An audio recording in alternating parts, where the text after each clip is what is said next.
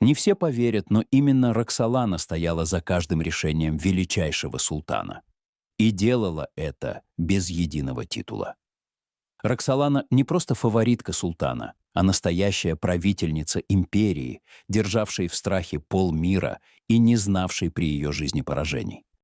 Как ее звали на родине, мы толком не знаем и узнаем вряд ли. Имя, отчество и фамилия. Анастасия Гавриловна Лисовская, вариант Александра, впервые появились в беллетристических опусах на эту тему, датируемых второй половиной позапрошлого века. Источник такой информации не приводится. Но то, что она поповская дочка, весьма вероятно. Похоже, что она владела зачатками древних языков, в том числе и греческим, и это сыграло роль в ее дальнейшей судьбе. В какой еще семье это было бы возможно при дате рождения? 1505 год. Место рождения. Не то Рогатин, не то Чемеровцы. В любом случае, Западная Украина. Для польского короля это его территория. Для татарского хана – персональный охотничий заповедник с правом безнаказанной реализации добытых во время охоты людей, животных и предметов за наличные деньги. Налетели, похватали, аркан на шею, мешок на голову. Плетьми по чернозему до самой Кефы, Феодосии. Там такой рынок рабов, что кого ни привези, все продашь. В зависимости от товара, за разные деньги и разным покупателям. Наша героиня, сменив пару-тройку хозяев, оказалась собственностью крупнейшего чиновника Османской империи, Ибрагима Паши, этнического грека. Вроде бы он ее купил именно за знание основ языка. Рассказывайте теперь, что для карьеры не нужно хорошо учиться. Гарем такого покупателя уже карьера. Многие одалийски поступали в гарем, как современные подростки в престижный вуз, по немалому конкурсу, в тяжелой борьбе, мечтая, что выберут именно их, и вся их дальнейшая жизнь будет счастливой, почетной, обеспеченной и интересной, гораздо лучше тяжелой и рутинной работы в черкесском ауле или грузинской деревне. В общем, в гарем рвались точно так же, как в МГИМО или МТФИ. Можно поспорить, что даже через знакомых блат у торговцев живым товаром искали и взятки давали, лишь бы получить желанное место. Но Ибрагим Паша решил, что это не по его рту кусок, наверное, имел основание. Ибо подарил красотку не кому попало, а самому султану Сулейману, близкому другу с самого детства. Султану подарок явно понравился, и Ибрагим Паша вскоре становится великим визирем, человеком номер 2 в османской иерархии. Рассказывают, что Ибрагим Паша почуял недоброе и умолял султана не возвышать его так. Имело смысл. Папа Сулеймана, Селим Евуз, 7 визирям головы поотрубал, и в Турции даже появилось проклятие, чтоб тебе стать визирем у султана Селима. Но султан поклялся, что никогда его не казнит. Наверное, даже собирался сдержать слово, близкий друг все-таки. Вскоре Настенька, или Сашенька, получила у султана имя Хюррем, смеющаяся. Бывают в наших краях девушки с этаким заводным смехом. Чуть позже он почтительно именует ее Хасекией, то есть «милая сердцу». Безграмотные венецианские дипломаты стали называть ее даже не по имени, а по предполагаемому племени — Роксолана. Ну, был 1000 лет назад в ее родных краях такой народ — Роксоланы, ираноязычное племя. Исчез к тем временам практически совсем. Тем не менее, на ее исторической родине ее чаще всего зовут именно Роксоланой. В принципе, ничего страшного, и веру, и язык своих отцов она быстро забыла. А турецкий язык она вскоре постигла на уровне, достаточном для написания любимому султану любовных стихов.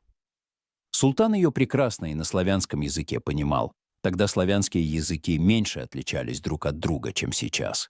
Его мать была сербкой.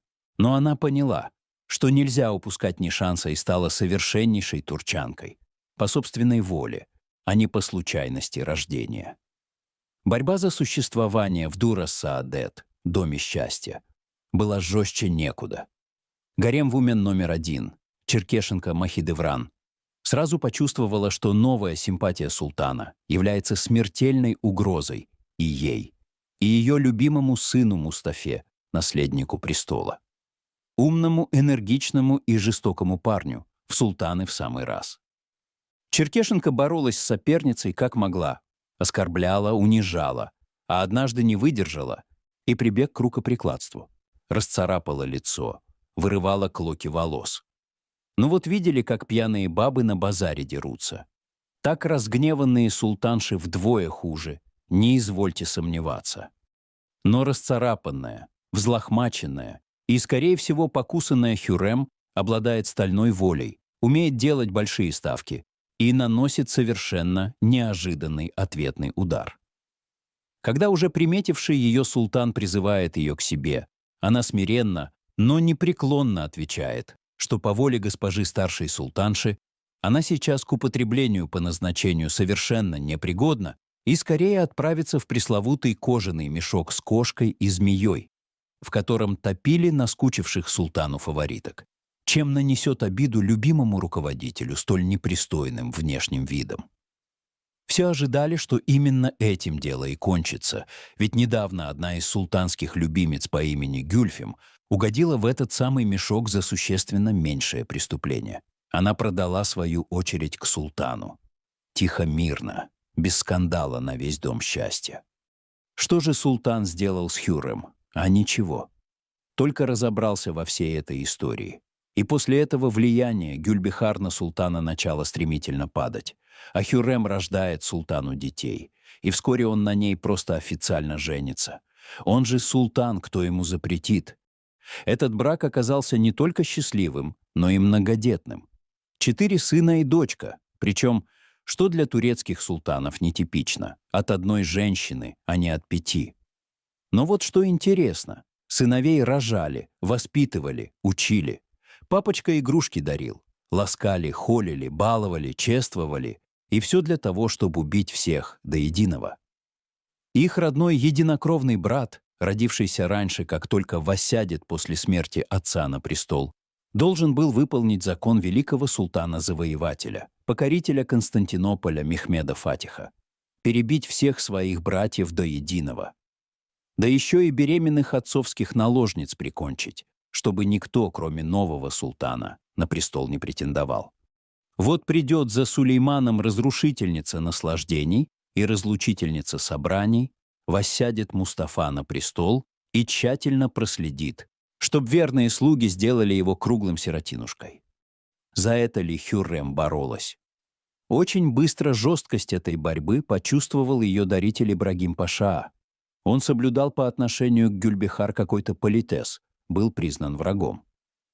И вот 15 марта 1536 года Ибрагим вошел в султанский дворец, а уже оттуда его вынесли. Как же так? Ведь султан клялся, что никогда его не казнит. Ясно, что и сын Гюльбехар, Мустафа, после этого не зажился. Его обвинили в том, что он собирается в сговоре с иранским шахом свергнуть отца с престола. Даже письмо такое обнаружили, но кто его писал, Хюррем виднее. Формальный владыка уже полностью доверял фактической владычице. Султан среагировал по самому жесткому варианту. Когда Мустафа вошел в его шатер и поцеловал ему руку, тот подал знак палачам, и те немедленно задушили Мустафу шелковым шнурком. Скорее всего, на глазах иностранных послов. Немецкий посланник Бузбек вспоминает, что Сулейман глядел на смерть сына из-за матерчатой ширмы и ужасными взглядами как бы упрекал палачей за то, что копаются. Тут же был отдан приказ убить всех сыновей Мустафы, которые не замедлили исполнить. Хюррем добилась своего. Теперь смерть султана была совершенно не опасна ее второму сыну Селиму. Первый умер в младенчестве. Он унаследует престол. А прочее многочисленное султанское потомство куда-то исчезло. Тоже говорят, что не без участия Хюррем. Но это уже практически по обычаю. Не все обвинения в ее адрес правдивы. Например, не стоит приписывать ей убийство своего собственного младшего сына Баязида. Он, страшась участи, которая раньше грозила и Селиму, поднял восстание и после его провала бежал к персам, а те его и продали Сулейману за каких-то 400 тысяч золотых монет, после чего он, разумеется, был казнен. Но все это произошло в 1561 году, через 3 года после кончины Хюррем в великой славе и почете, к неутешному горю пережившего ее на 8 лет супруга. А вот матери султана пережить Хюррем не удалось после ее попытки объяснить сыну, что он слишком безоглядно доверяет этой лживой и жестокой Роксолане. Валиде Султан почему-то умерла при весьма странных симптомах после крайне недолгой болезни. Что в Турции говорят о причинах ее смерти? Каждый догадается. При жизни Хюррем она была вполне вменяемым правителем. Глобальных мерзостей, помимо перечисленных, мужу не советовала и вполне занималась делом. Много усилий отдавала благотворительности, поощряла строительство, по ее приказу возводились мечети, медресе и даже баня, работающая до сих пор. Но главное, что она оставила своему мужу и их общей стране. Новый султан Селим II. Рыжий, весьма далекий по интеллекту от своего блистательного отца, да еще и страдающий пороком, особо удивительным у правоверного мусульманина, но вполне ожидаемым от славянина как минимум на 3/4. Мать Сулеймана, если помните, была сербкой.